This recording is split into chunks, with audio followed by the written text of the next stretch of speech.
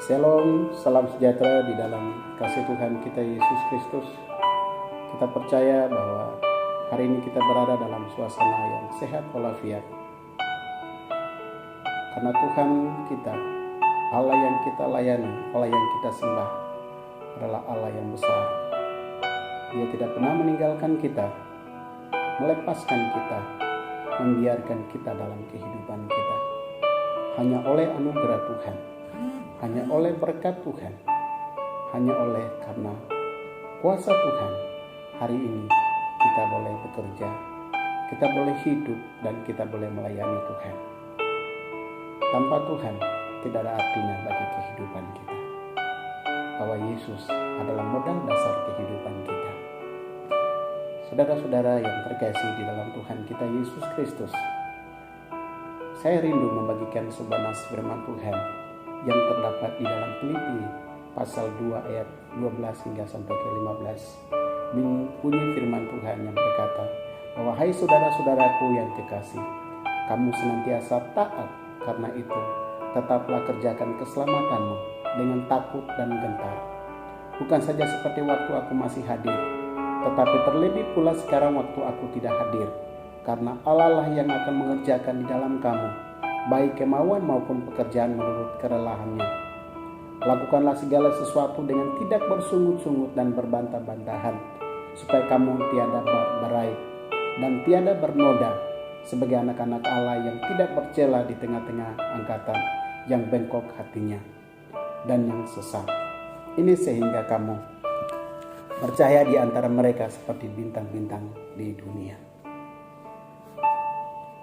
Dari pembacaan firman Tuhan ini, kita akan mengambil sebuah satu tema atau topik firman Tuhan hari ini adalah tidak mengeluh di dalam pekerjaan Tuhan. Tidak bosan-bosan di dalam mengerjakan layanan Tuhan. Mengapa kita tidak mengeluh, tidak bosan-bosan di dalam pekerjaan Tuhan? Saudara-saudara yang terkasih di dalam Tuhan kita Yesus Kristus, karena kehidupan kita yang kita miliki hari ini, kesehatan, kekuatan yang kita miliki hari ini, kita mendapatkan secara cuma-cuma, secara gratis dari Tuhan. Kita mendapatkan keselamatan yang luar biasa, yang dikerjakan oleh Allah melalui putranya yaitu Yesus Kristus. Dalam surat Paulus kepada jemaat Korintus yang disebutkan di dalam 1 Korintus pasal 6 ayat 20. Kamu sudah dibeli dengan harganya yang telah lunas dibayar.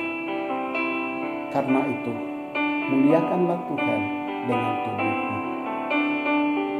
Saudara-saudaraku yang berbahagia yang dikasihi Tuhan kita Yesus Kristus, kehidupan yang kita miliki hari ini bukan milik pribadi kita, bukan milik ayah kita, ibu kita. Hidup yang kita miliki hari ini adalah miliknya Tuhan. Karena Tuhan sudah mengorbankan dirinya bagi kita. Karena Tuhan sudah membeli kita dengan harganya yang telah lunas. Tuhan tidak membeli kita dengan segala harta benda yang ada di dalam dunia ini. Tuhan tidak membeli kita dengan uang. Tuhan tidak membeli kita dengan emas. Tuhan tidak membeli kita dengan segala ternak yang ada di dalam dunia ini. Tetapi Tuhan kita sudah membeli kita dengan dirinya sendiri. Dia mau berkorban. Dia mau mati bagi saya dan Bapak Ibu Saudara-saudari. Pengorbanan yang luar biasa yang dilakukan oleh Yesus untuk menyelamatkan kita, untuk memerdekakan kita, untuk merebut kita dari kuasa kegelapan dosa, melepaskan kita, menjadikan kita milik kepunyaannya sendiri. Status kita dahulunya menjadi milik kuasa kegelapan dunia. Kehidupan kita menjadi miliknya setan. Tetapi dengan pengorbanan Yesus, Dia merampas kita dari tangan kuasa kegelapan dosa itu, menjadikan kita milik kepunyaan sendiri. Pengorbanan Yesus yang begitu dahsyat, begitu hebat yang dilakukannya, maka tidak satu pun kehidupan kita mengatakan bahwa hidup yang saya miliki adalah milik saya. Kita tidak bisa mempertahankan diri kita saat ini. Hidup dan kehidupan yang kita miliki hari ini semata-mata semua adalah miliknya Tuhan. Saudara-saudara yang dikasihi oleh Tuhan kita Yesus Kristus, sebuah tanaman kebun, jika bukan pemiliknya yang datang panen, bagaimana dengan pemikiran kita sebagai pemilik kebun? Kita sudah berusaha, kita sudah berjuang, berbanting tulang, mengeluarkan keringat, kita mengerjakan pekerjaan itu. Sehingga pada waktu panennya, pada siang hari atau pada malam hari, seorang pencuri itu datang mencuri dan membawa. Bagaimana dengan pemikiran pemilik kebun atau pemikiran kita?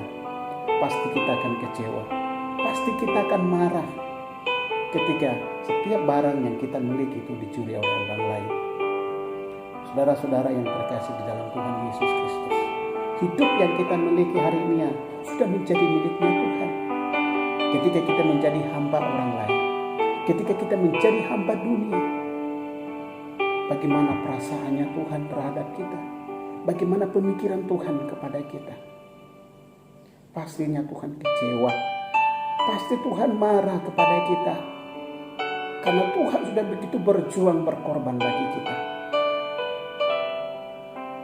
Kehidupan yang kita miliki hari ini, tidak satu orang pun yang membanggakan dirinya, tidak satu orang pun yang sombong. Kita kembali kepada firman Tuhan bahwa Yesus sudah melakukan perkara yang besar untuk menyelamatkan kita.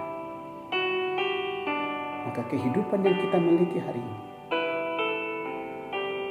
kita hanya melakukan segala pekerjaan Tuhan sesuai dengan karunia, talenta yang Tuhan berikan.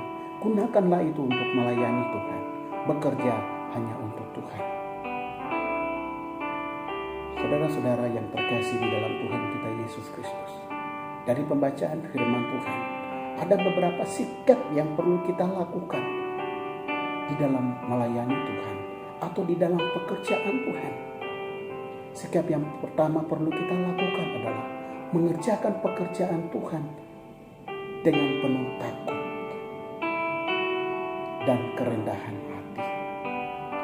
Saudara-saudaraku yang terkasih di dalam Tuhan kita Yesus Kristus, sikap takut yang bukan berarti karena ada setan atau bukan karena ada bahaya yang datang mengganggu dalam kehidupan kita, tetapi sikap hidup yang mau tunduk, mau hormat, mau taat kepada Tuhan.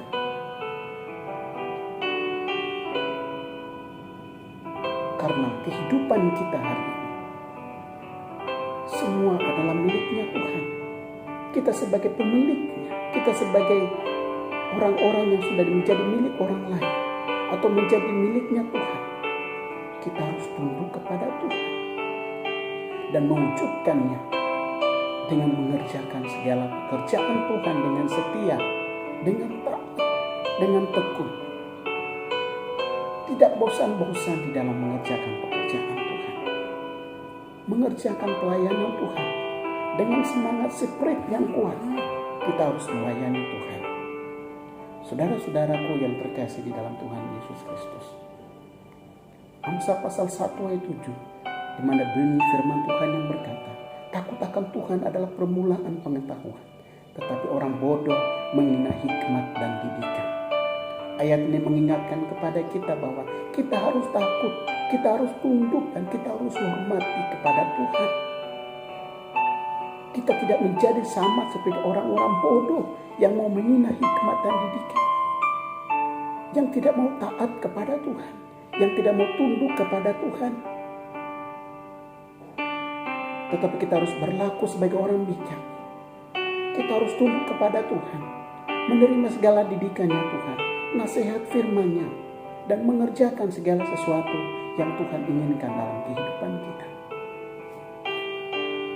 Saudara-saudaraku yang terkasih di dalam Tuhan kita Yesus Kristus, takut akan Tuhan akan mendatangkan kehidupan kepada kita.